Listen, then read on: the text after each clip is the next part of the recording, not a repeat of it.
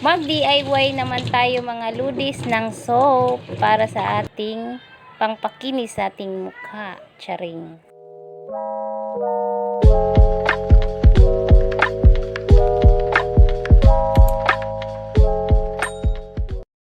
Hashtag DIY na soap. So, ang ginamit ko nga pala dito mga ludis, glycerin, soap base, and 1 kilo. Alfine, 360 ml. Myra A, 2 pieces. So, ito na nga yun. Inuuna ko muna yung sa amin na nga pala itong papaya. Kinuha ko lang ito sa aming bakuran. And then, kasunod, hinahati-hati ko muna yung base soap para mas mabilis siyang matunaw kapag niluto mo na siya sa mainit.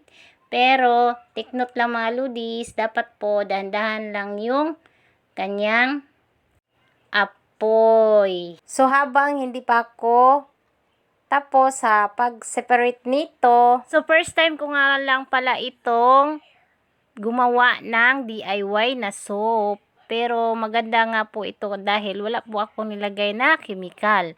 Ang nilagay ko lang po dito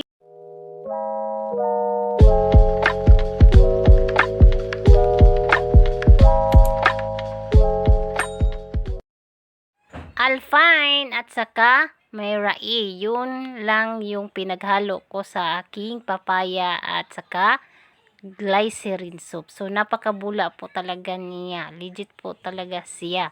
So, maganda po talaga kapag gumawa pala tayo ng soap pag sarili natin, o diba?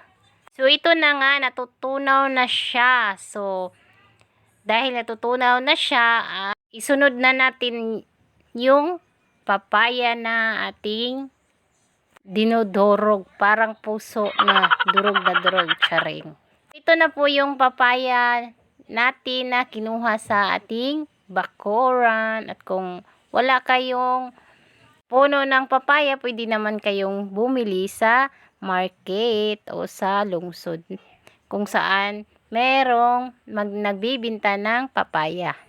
After ko nga pala ito ginawa, tinry ko siya. Tapos napaka-smooth talaga niya din. After 7 days, lumalight na yung aking balat. And then, lumalambot po yung aking balat. So, halo ng halo lang hanggang sa ma-mixture mo na yung texture niya. Then, pagkatapos mo mahalo niyan, na mahalo hanggang sa mahalo, isunod mo naman yung Alpine.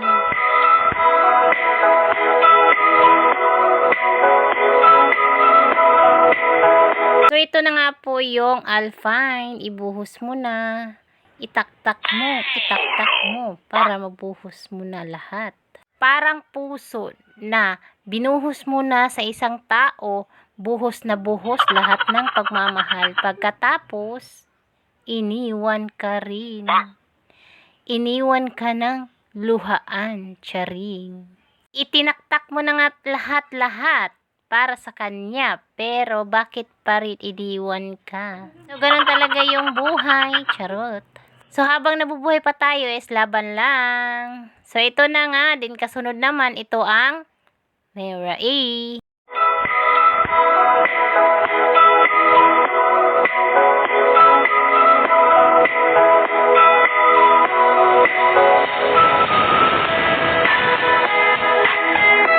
So, pagkatapos mo nilagay yung Myra A, halo-halo mo ulit para makuha mo na yung texture niya sa sabon.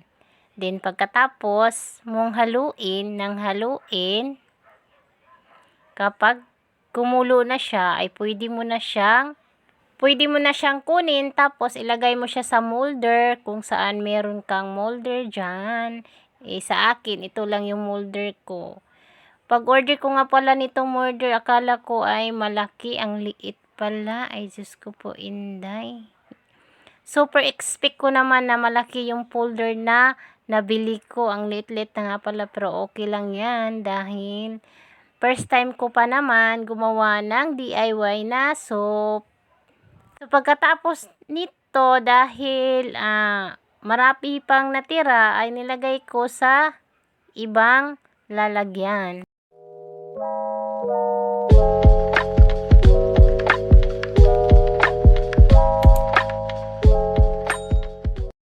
So, ito na nga yung DIY kong na soap. So, ganito lang po siya katigas. So, hahatiin po natin mga ludis. Not mga ludis, pwede po ito sa pangbata dahil wala pong nilagay na chemical dito sa aking soap na sabon. Pwede ito gamitin pangbata or buntis, mga ludis. So, try natin to sa ating mukha. So, tingnan natin mga ludis kung anong magiging resulta nito. Ito po yung Koji soap ko na ginamit ko na ngayon for today's video.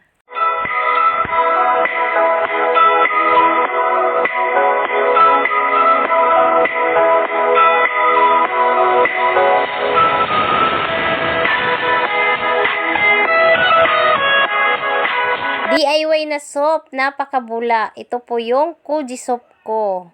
Sa ngayon, hindi na po ako bumili ng mga Koji soap sa mga iba't ibang klaseng tindahan. Ang ginamit ko na ngayon, yung gawa ko na Koji soap. #DIY Koji soap. Pangpaputi, pangpalambot sa balat, at pangpakinis. Gawa ko ulit nito